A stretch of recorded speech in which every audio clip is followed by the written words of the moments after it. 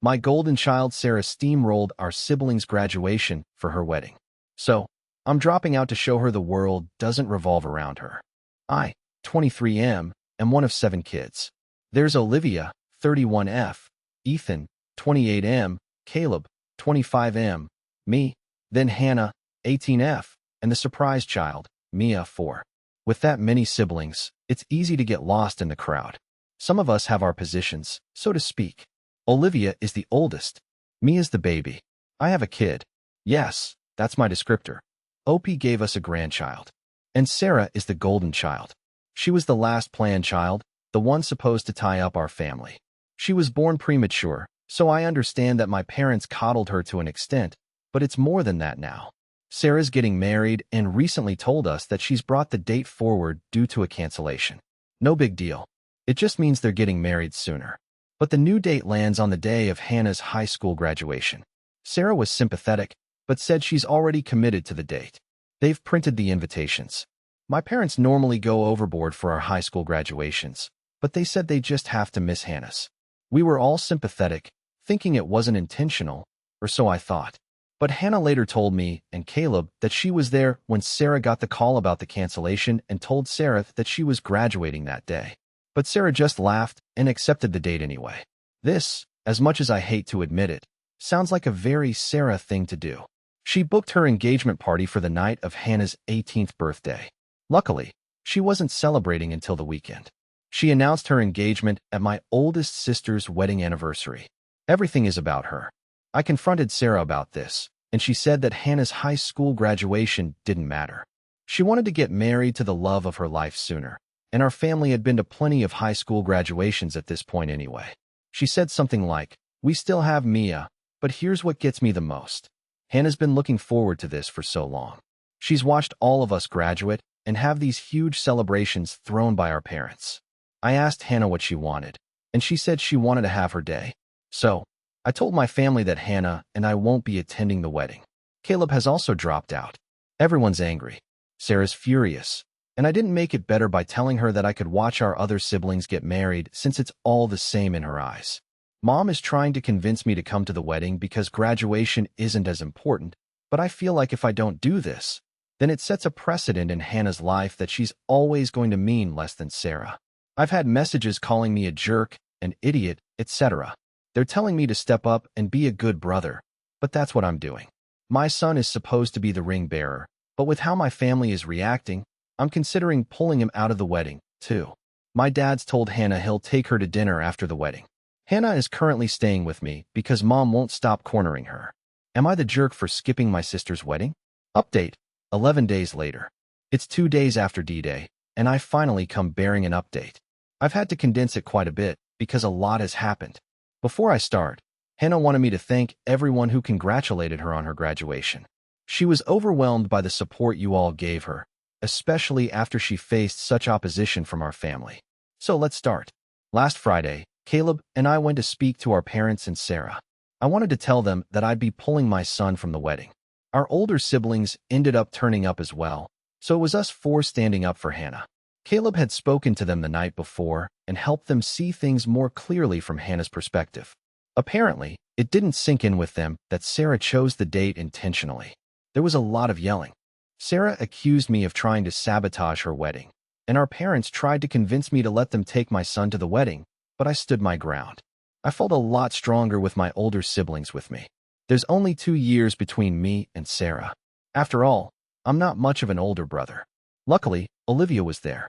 Her words carry more weight as the eldest, and she didn't give Sarah or our parents room to argue as she told them that Sarah chose the date intentionally, admitted as much in front of me and Caleb, and that this was normal behavior for her.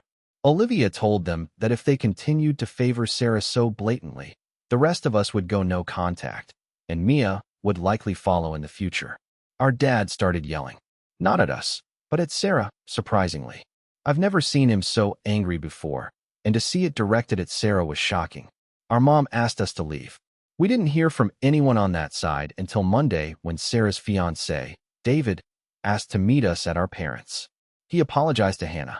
He didn't know that the wedding and graduation overlapped, nor did he know that it was something Sarah did on purpose. Our dad was the one to tell him. What followed was a long talk between us during which we all aired our grievances. I told our parents that we all felt they valued Sarah more, that none of us mattered to them compared to her. Her artwork always went up on the fridge, ours always went in the drawer, type thing. I told them that as a parent, I could never imagine treating my child like that. Sarah tried to argue. She tried to tell us that we were trying to turn her into a bad guy, trying to turn our parents against her, trying to sabotage her wedding. Our mom told her to be quiet, that it was our time to talk. David stepped in to tell us that he didn't expect us to attend the wedding, but we were welcome to attend the reception. He went so far as to say that he wished he could have canceled the wedding altogether, but it only cost him more money than he'd spent by bringing it forward. Mom's willingness to hear us out lasted less than 24 hours. By Tuesday, she was begging us to reconsider. Apparently, our feelings meant nothing in the face of Sarah's dire stress and the fact that people would be questioning our absence on the big day. I haven't spoken to my mom since, but I did ask my dad to bring me some of Hannah's things because she is going to be staying with me full time. We have officially gone no contact with our mother. Dad took Hannah out for an early graduation celebration on Wednesday. They had a daddy-daughter date that I think she really needed. He apologized for a lot of things and told her he wanted to do the same with the rest of us. But Wednesday was about her. I'm happy she got that one-on-one time with him. She was happy coming home to me. In our sibling group chat, she said that she really thinks Dad is going to try to mend bridges with us, even if Mom won't. Dad also turned up early yesterday morning, I'm talking 6:30 a.m., to give Hannah flowers. He told her that he was proud of her. David even called while he was getting ready for his big day to congratulate Hannah, which I really appreciated. We didn't hear from Mom or Sarah. Our paternal grandma ended up coming to the graduation with us. It was a great day, like a really great day. We didn't think about the wedding, didn't think about Sarah. We just had fun together. My son got to wear his aunt's cap and gown and nearly drowned in the fabric. Our grandma tried on the cap, too. We took photos and sent them to our dad, who posted them in an Instagram post he wrote to congratulate both Sarah on her wedding and Hannah on her graduation. And we laughed about how it must have pissed off our newly wedded sister. We went out to Applebee's for dinner, and we as siblings gifted Hannah money for a week away with her best friend, which somebody suggested in a comment on the initial post. I texted David my congratulations. Despite everything, I do hope he and Sarah are happy together. While she might not love us, I don't doubt that Sarah loves him. Yes, she wants her spotlight in her moment, but I don't think she's marrying him just for that. Bringing the wedding forward, sure, that's a hugely malicious tactic to bring herself more attention. Marrying him for the sake of having a wedding? She isn't that type of narcissist. As of right now, I plan on staying no contact with my mom unless she makes some big changes. This is a sentiment shared not only by the majority of my siblings, but is also encouraged by our dad and grandma. She's tried reaching out to me and my partner, mostly berating us for not attending the wedding and accusing us of planning to keep her grandchild away from her. At the moment, our summer looks busy. We're planning on filling it with as many family outings as possible before Hannah leaves for State University. We've also got Ethan's 29th birthday to plan. Our dad's even joining in.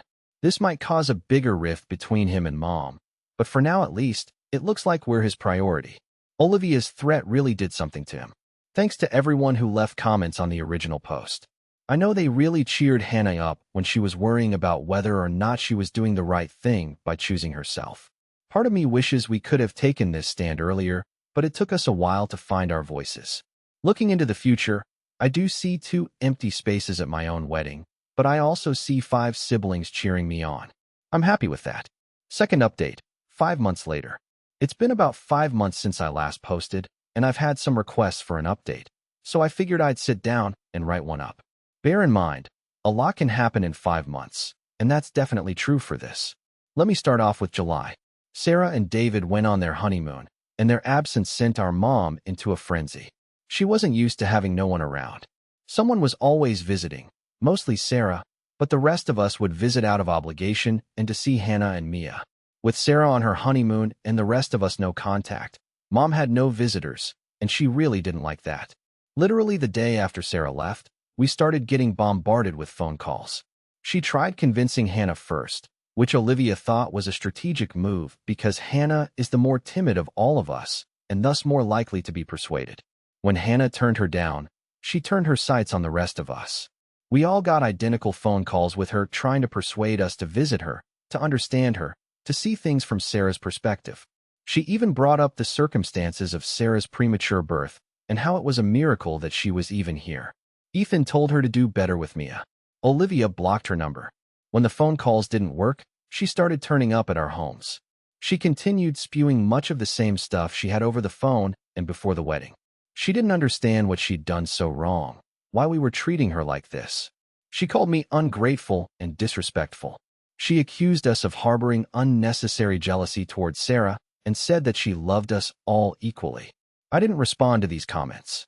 I was just trying to prevent her from going inside and saying the same things to Hannah, who was with my partner and son in the living room. Her comments didn't deserve a response. And when she was done, I asked her to leave as calmly as I could. But truthfully, I felt a little like crying. But who wouldn't feel crappy with their mom yelling in their face like that? Trying to downplay years of pain and calling it unnecessary jealousy. My siblings and I have been let down time and time again by her and our dad ever since Sarah was born. They missed out on so many things over the years, both big and small. But we had one thing that they never missed. And we were happy with just that one thing, and that was our high school graduations. But they couldn't give that to Hannah. All we had were our high school graduations. They missed Ethan's state university graduation because Sarah broke her leg. It was an accident, I get that, but they never made it up to him. They never celebrated this huge achievement afterward, and he just had to grin and bear it.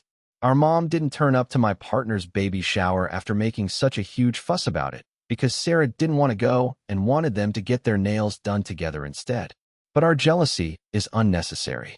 Sorry, I don't know how I managed to stay calm when she was yelling at me, but I did.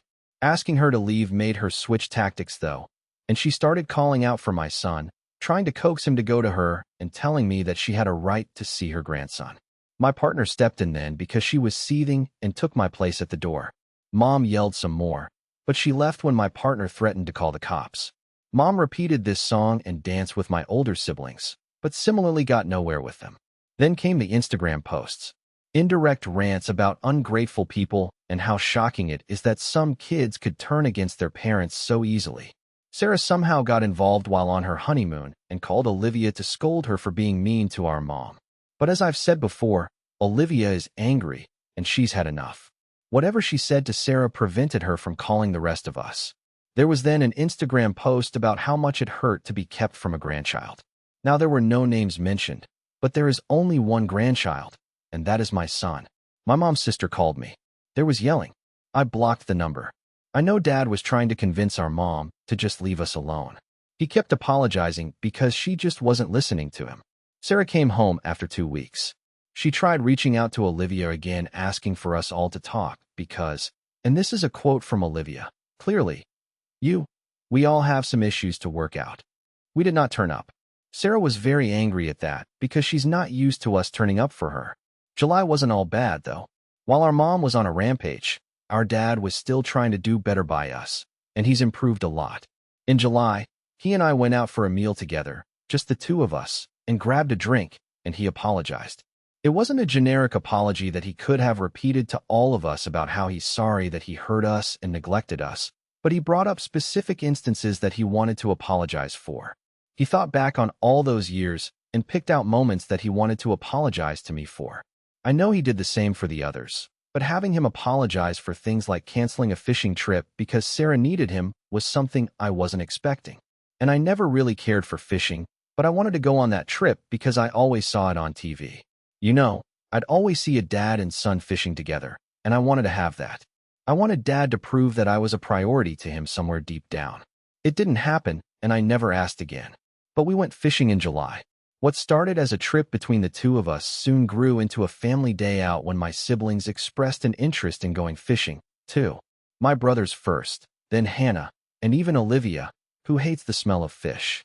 Dad brought Mia, and I brought my son, and it was great. It was one of the best days of my life.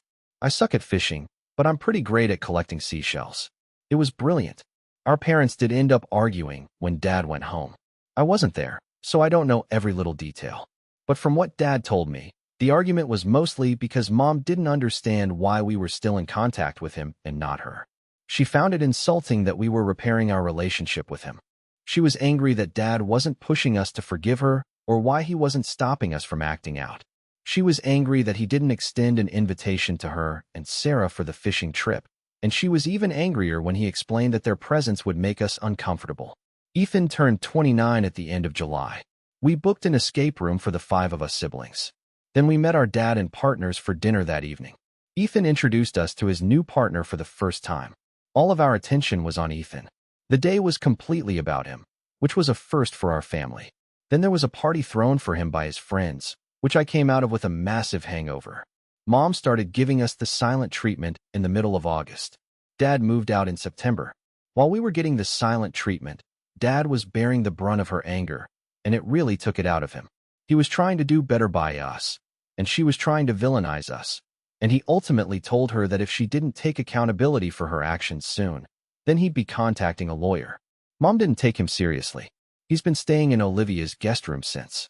Mom doubled down and said that he was blind for not seeing how we were manipulating him. Unlike the rest of us, Dad obviously still has regular contact with Sarah, and according to him, she's even told Mom to reconsider. Unsurprisingly, Sarah's involvement is what got Mom to relent. I'm not sure if she's thinking about how she's treated us or if she's silently stewing. I know she asked Dad if he's going to move back home, but he said that it was better for them to have space right now. Personally, I'm struggling to see an outcome where our mom sincerely admits that she was in the wrong. I think she'll say it just to get Dad back home and the rest of us talking to her again. I don't think she'll ever hold us to the same level as Sarah. In brighter news, there's officially less than a year left until my own wedding. Currently, there is no place for my mom or Sarah. My partner, Rachel, and I are having our fathers wear ties that match me and my groomsmen, something I originally didn't plan to do, but I'm happy with the change. Hannah settled in at State University. She's made some new friends with kids in her classes, and she's enjoying it. She's happy.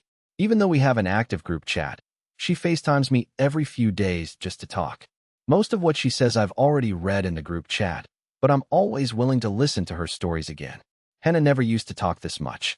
She looks a lot happier now than she did 5 months ago. I think that's everything. I'm sorry for the novel, but like I said, a lot can happen in 5 months. Third update, 7 months later. So, it's been about 7 months since my last update, and I thought one was well overdue. I actually intended to sit down and write one out a few months ago, but life got in the way. A lot has happened. Most of it good, some of it not. I'm sure you can guess what or who the reason for the not-so-good moments was. Mom was silent through Olivia's birthday in October, but made a huge song and dance for Sarah's in November. None of us make it a habit to check her social media accounts, and honestly, we'd have blocked her if it weren't for Mia, but Caleb sent a screenshot in the group chat about an Instagram post she'd made. The post essentially painted Sarah as the perfect child, her precious angel, and said how she'd always be proud of her. She didn't even mention Olivia on her page at all during her birthday, but I can't say I'm surprised. Thanksgiving was different, but fun. We all drove out to our paternal grandparents' place a few hours away to spend it with them. Technically, it was supposed to be an in-law year since Rachel, and I tend to switch who we spend it with so that neither one of our families feels left out. But she suggested we switch it up this year, so I could be with my siblings on the first big holiday since the fallout. My in-laws are great people and have been really supportive throughout all of this, and I'm really grateful for them, too. Mom didn't reach out to us on the day, but I could tell she was fuming. It didn't help that she was being asked questions after Olivia posted a Thanksgiving Day photo that didn't include her or Sarah. In December, she started a group chat with all of us and Dad, essentially telling us it was time to stop this petty drama and focus on family. But none of us are stupid. We all know she wanted to show off her picture-perfect family over Christmas. And how could she do that when all but 2 of her children can't stand to be near her? Sarah was in the group, but didn't speak up, which was odd for her, but none of us really thought much of it at the time. Dad said he'd swing by to see Mia, but he had no interest in spending Christmas with her until she was ready to admit to the pain they'd caused us. A week later, my birthday also went ignored by her, but that was fine. It only proved that she had no intention of admitting she was the bad guy. She got more desperate as Christmas drew closer.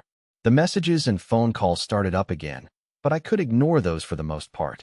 What I couldn't ignore was coming home from work to find her on my doorstep. She told me she'd been waiting for ages, like I was expecting her visit and had done it intentionally, which honestly I probably would have given the state of our relationship. I'm just grateful my family wasn't home.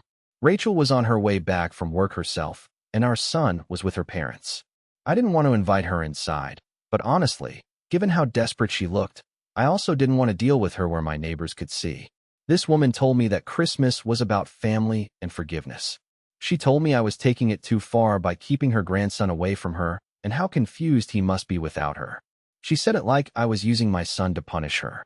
I told her it was better this way because we all knew what would happen if Sarah had a child someday. My son would be pushed to the side like the rest of us were, and I didn't want that for him. She said I was being ridiculous and once again used that line. I love you all equally. I asked her to leave because nothing was changing my stance, and I wasn't going to be spending Christmas with her. She got angry. She started yelling, and while I want to say I kept my composure, I didn't. I started yelling too. The more I yelled, the more worked up I got to the point that I started shedding tears. Reddit? This was years of hurt rushing to the surface. I don't think I will ever understand how she can claim to love us all equally, but tell her crying son to stop being so dramatic. She left only when Rachel came back and saw the state I was in. Rachel's little but fierce and would do anything for me and my son. And I swear my mom left terrified of her that day. The Instagram posts picked up again. She played victim, shared posts about children not respecting the sacrifices mothers make for them and stuff like that. She posted how we didn't appreciate all that she'd done for us, but we all ignored it. We did our own Christmas. Rachel, our son, and I visited the in-laws on Christmas morning, watched our son and nieces open their presents there, and then went over to Olivia's house. She offered to host us all this year. Dad took his place in the kitchen, joined by his assistant chefs Ethan and Olivia's husband. We didn't see our mom or Sarah until January. Mia turned 5. So there was a party, and we weren't about to punish our sister for the actions of the demon that birthed us, so we went. There were some questions, but people didn't push when it was obvious that none of us wanted to get into it. Mom acted like everything was fine, but Sarah stayed away from us. At the end of the party, as we were helping clean up, Mom said it was good that we were finally putting things behind us. Olivia told her the only thing we were putting behind us was her. That started her off again, but she quickly realized she was outnumbered and headed inside. That was when Sarah approached us with her husband. Honestly, I was expecting her to tell us to go easy on our mom or something, but instead, she apologized. She said she'd been doing a lot of thinking since all of this started, and she realized that she had treated us badly her whole life, and part of that was influenced by the way our parents treated her. She told us she didn't expect us to forgive her, but that she just wanted to tell us that she was sorry. We left a little while later. There was silence at the end of January and in February for Caleb and Hannah's birthdays, but we were expecting that. Our days never did matter to her, after all. I got married in April without my mom present. It was hands down one of the best days of my life, second only to the birth of my son. Rachel and I were surrounded by the people we cared about most and who cared about us in return. I had both of my brothers as my best men, and Hannah and Olivia were bridesmaids, too. It was better than anything I could have imagined. Honestly, I'm still blown away by the fact I now get to call Rachel my wife. It's been amazing, but I'm sure you're all wondering how my mother handled this. And I can tell you plainly that she did not handle it well. Truthfully, when we sent out invitations, part of me hoped that the news just wouldn't get back to her. I hoped that it would go smoothly enough that I wouldn't actually have to talk to her about this decision. But of course, that'd be too easy. She showed up a few days later, banging on my door, demanding I talk to her. I went out. I didn't let her in despite knowing that the neighbors could see us, and that was solely because I didn't want her inside my home where my son was. I didn't want her scaring him like she was undoubtedly doing. She demanded to know what I was playing at, how I could be so cruel, how I could exclude her from such a special day.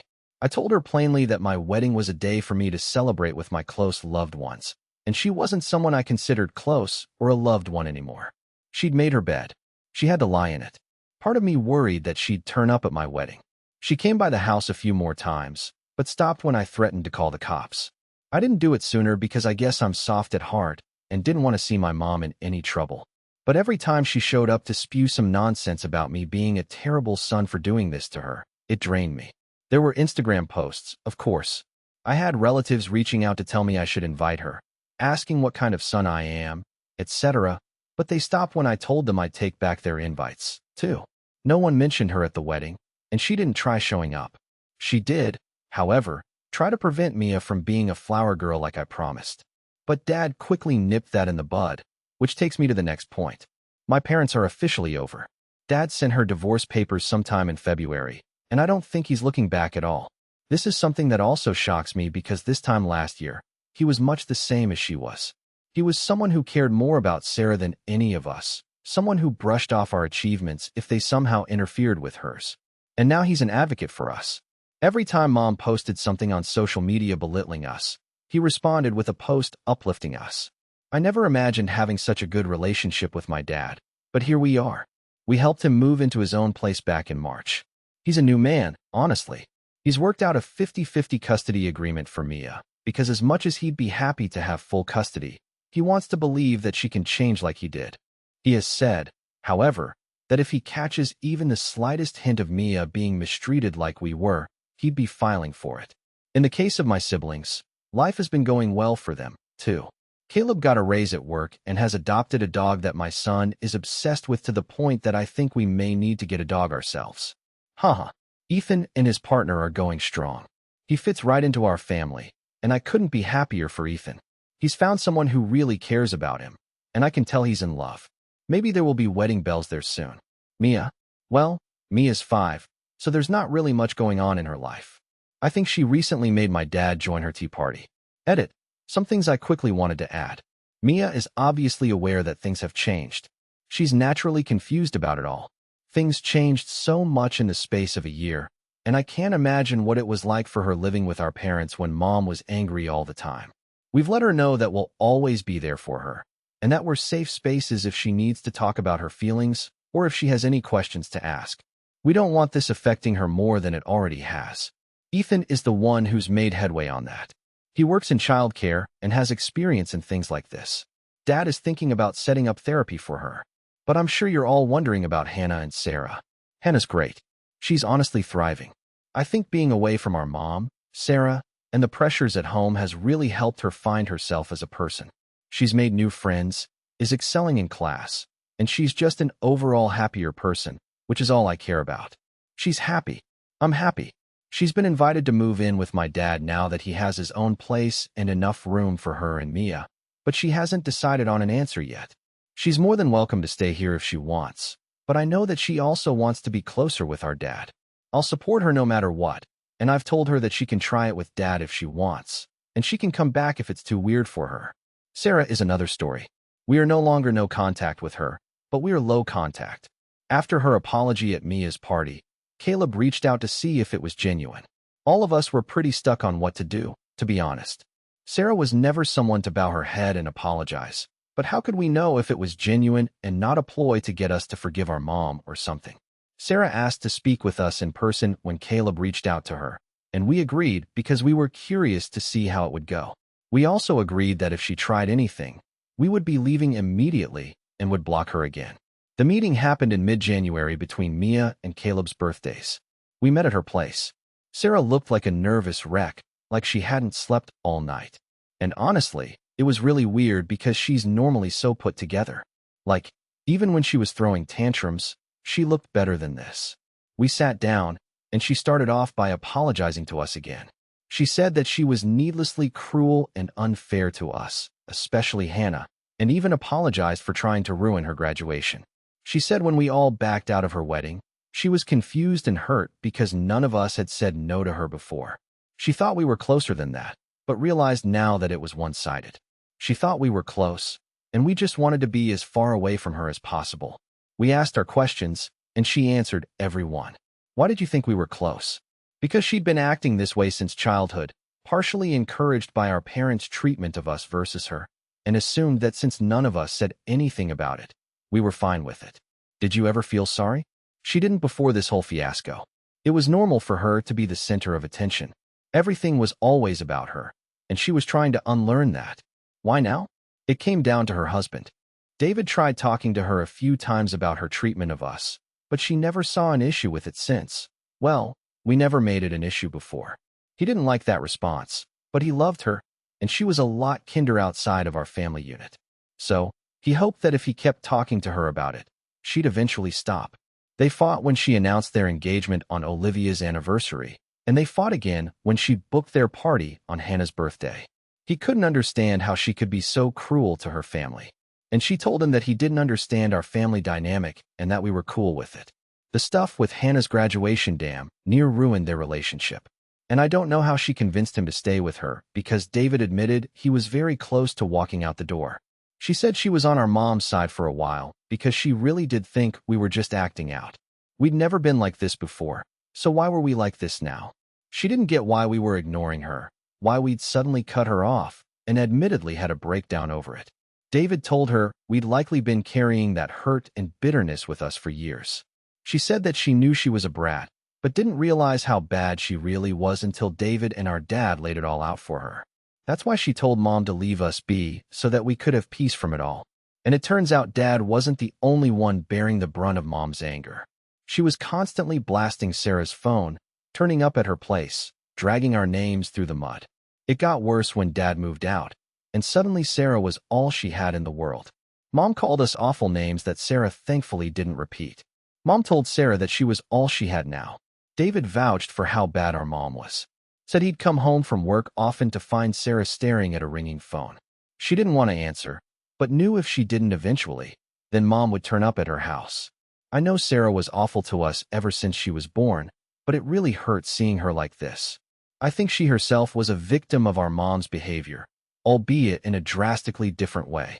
She said she wanted to reach out to us sooner, but knew we probably didn't want to speak to her.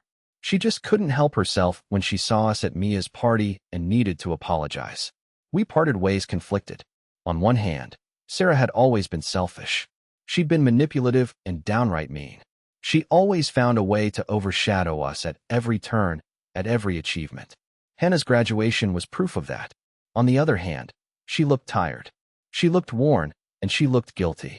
And I didn't want to believe that was an act put on for the sake of getting us to forgive her, and then our mother. None of us were sure how to proceed. But then Rachel suggested that we invite her to the wedding, or rather we invite her to the reception after everyone's eaten.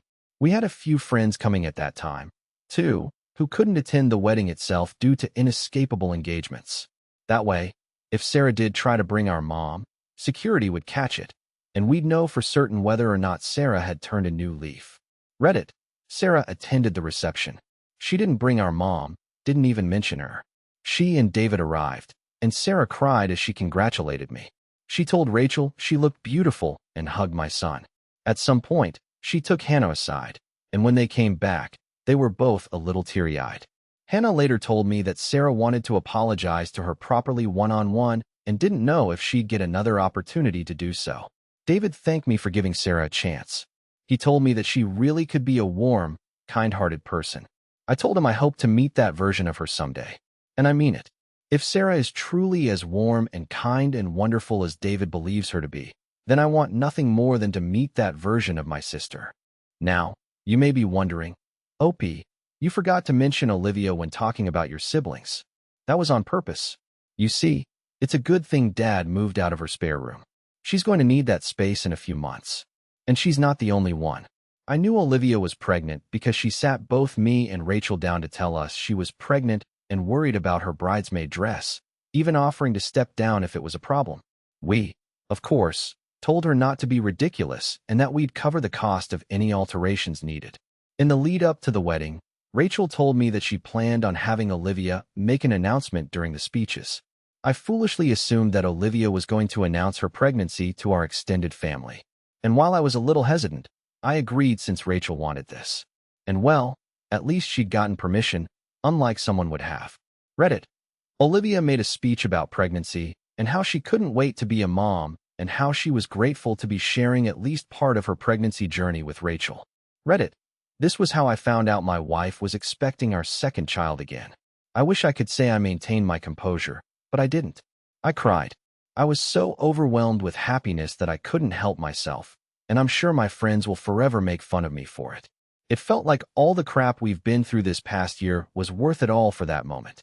To have my family rally around me in an event that I'm sure would somehow have been made about Sarah and her wedding if my mom had been present. I haven't spoken much about how this past year has made me feel. Truthfully, I have felt like trash for most of it. I felt like curling up and disappearing.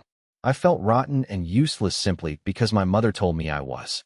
I felt sometimes like I couldn't show how I was feeling because Hannah was here, and I didn't want her to blame herself any more than she did. I'm in therapy now, and I'm not the only one, and I'm healing right now. I'm happy. I'm so unfathomably happy that I can barely understand it. I'm happier than I've ever been, and I know my siblings will say the same. While our mom will probably say that our family has fallen apart, that's not true. Hers has. The family that she made has fallen apart, but ours has grown stronger.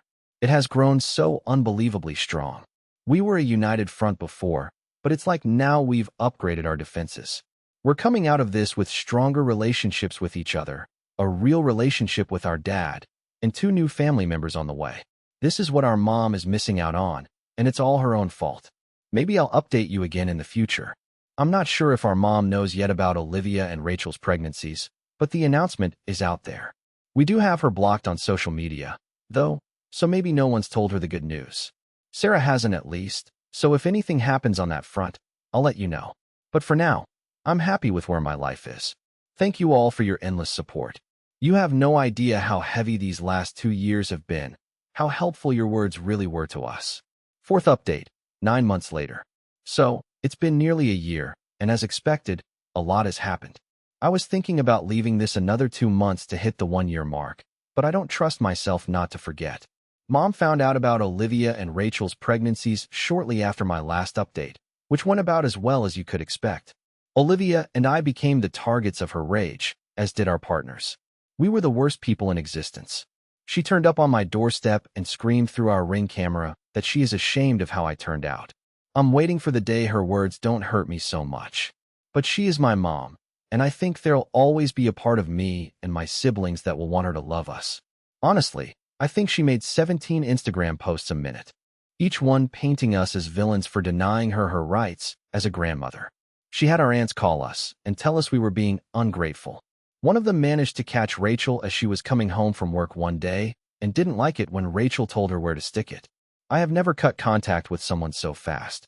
Mom had to be escorted off Olivia's property by police. At one point, too, we wanted to write it out, but when we spoke about it as a group, Olivia and I decided it was for the best that we pursued restraining orders against her. I couldn't risk the safety of my family anymore. Thankfully, they were granted, and she has thankfully stuck by it. The 4 of us haven't seen or heard from her since, but the others weren't so lucky. In July, Sarah actually cut Mom off. She blamed everyone but Sarah for it. It was Olivia's fault, and then it was mine, and then it was Hannah's. It was Dad's and Caleb's and Ethan's. Every one of us was an enemy. Every one of us, but Sarah. I hate that I wasn't surprised. I hate that I was used to the blame. I talk a lot about how happy we are now, but before happy we were sad and angry and hurt. I felt like dying, and Ethan nearly did. Parents aren't supposed to make you feel that way. I hope to God my kids never feel like this because of me. I both hate my father and love him dearly. He's trying. He's better, but he was once just like our mom. Dad applied for full custody of Mia, too. I think we've all realized that Mom isn't going to change, and the best thing to do for Mia is to prevent her from turning out like the rest of us. She is so young, and I cannot imagine her living through the things that we did, through possibly worse, when we have already escaped. Currently, the fight is still ongoing. Mom doesn't want to give Mia up, but because of her very public issues with the rest of us and the restraining orders, Mom only gets to have her on the weekends. Dad still isn't satisfied. Mia started coming home from her weekends with Mom, saying she doesn't want to go back. So, Dad's pushing harder to cut Mom from the equation completely. Sarah has integrated further into our circle. This Sarah is a lot nicer than the one I grew up with. I tell her a story, and she doesn't roll her eyes at me. Doesn't tell me that nobody cares what I have to say. She isn't perfect by a long shot, but she's trying. We can tell her she's done something wrong, and she'll apologize. She is in therapy. We're also on the list for family therapy with the 6 of us and Dad. We're hoping it'll help us move on more. We're hoping it'll let us heal. Mom may be a lost cause, but Dad and Sarah aren't. And honestly, that's more than I ever could have even hoped for 2 years ago. Hannah absolutely crushed her first year of state university, and she's crushing her second, too. She took Dad's offer to move in with him, though she knows that she's always got a place with me, too. She's a lot better at expressing herself now, so she doesn't let Dad get away with anything. Hannah and Sarah actually talk now. They spent over a decade under one roof, but they never really talked. Sarah thought Hannah was beneath her, and Hannah was too afraid to anger Sarah. Now they talk and bicker like sisters, like they should have been doing all along. Sarah arranged for the two of them and Olivia to have a girls' day to celebrate Hannah's successful first year in state university. This is the sister we deserved, and we are the siblings Sarah deserved in return. We don't shrink beneath her anymore. We're equals for once in our lives. Sarah is also flourishing in her new role as an aunt to all three members of the next generation. That's right, my son is officially no longer the only grandchild. Olivia gave birth to her daughter in September. She's got lungs like no one else and the strength of an elephant, but she's cute as hell. Rachel gave birth to our second son in November. He's quieter than our eldest was, and for a while, he barely slept. Both Olivia and Rachel are doing great, though. They're doing amazing, but I knew they would. Right now, I am happy, and I am content. And my mom cannot touch this. This isn't for her to corrupt. She will never know these beautiful, wonderful children, and she will never know the versions of us that follow. I hope this will be the last update. I hope this peace will persist. Thank you all for your endless support. You have no idea how heavy these last 2 years have been, how helpful your words really were to us.